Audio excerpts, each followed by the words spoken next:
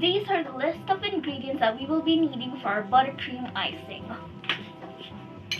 Half a cup of butter, or if you couldn't find any butter, you can also just use margarine as a substitute. Even though it's not as good as butter, it is good as a substitute. Butter will always be forever better than margarine. Some sprinkles, optional. Some food coloring, also optional. A teaspoon and a half of vanilla extract. 2 tablespoons of milk. And that's a load of sugar. And 2 cups of confectioner's sugar, sifted.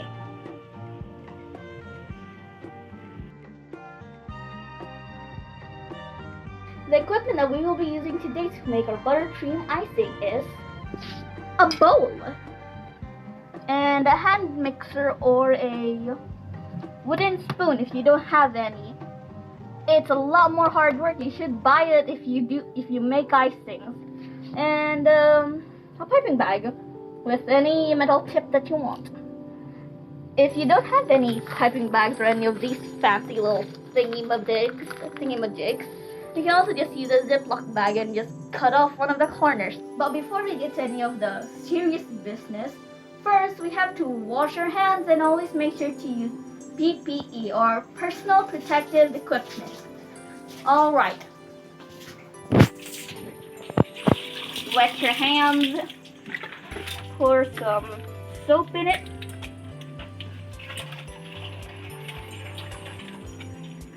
Make sure to rub real good and wash it off. Easy as that. Always wash your hands in times of COVID. Gloves.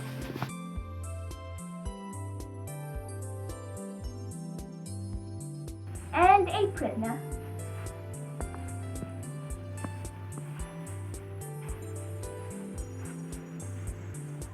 Put in the butter. It was a poor decision of me to put it in a bowl. By the way, I forgot to tell you, but pour in at room temperature butter. Cream it.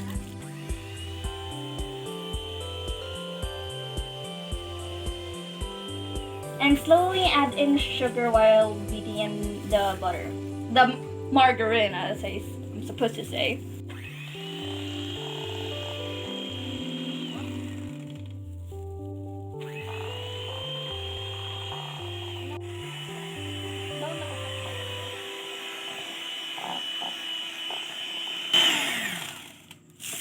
After making sure that everything is all, incorporated, add in your 2 tablespoons of milk and continue beating it in for 3 to 4 minutes.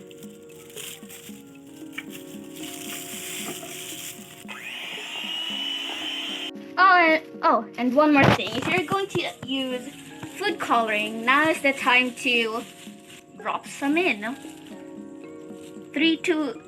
Around 3 drops, more or less. Alright. Like I said, you can use more or less and do it all again.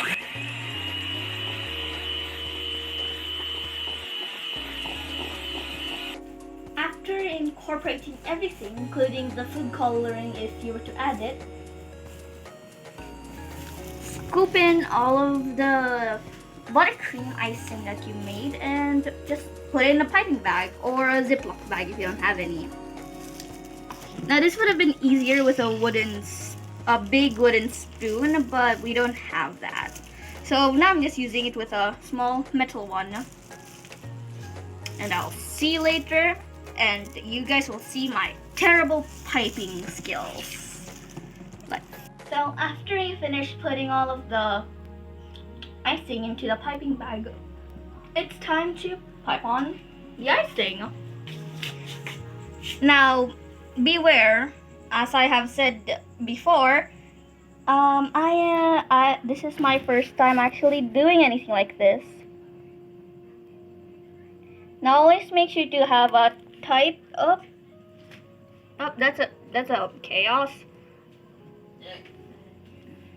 Always make sure to have a tight grip, but not too tight, or else that would happen. Like I said, this is my first time, and it's alright to make mistakes. Oh God, it's a rip in the seams. Are you serious? Oh God, it's a rip in the seams.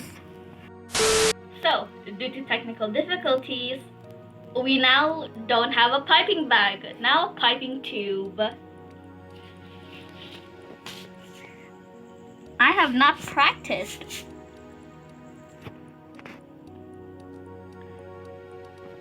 But one thing I learned was that my mom is really good at these stuff. I'm gonna show you one that she made in like less time than me.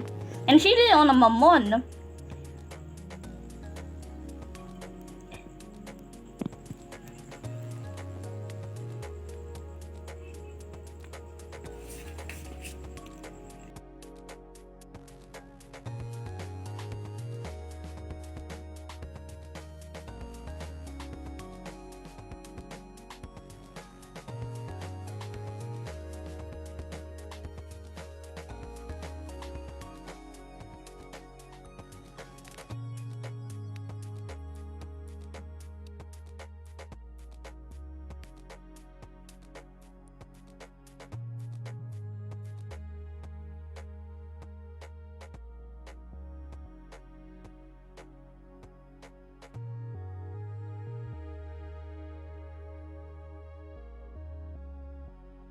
Sprinkles.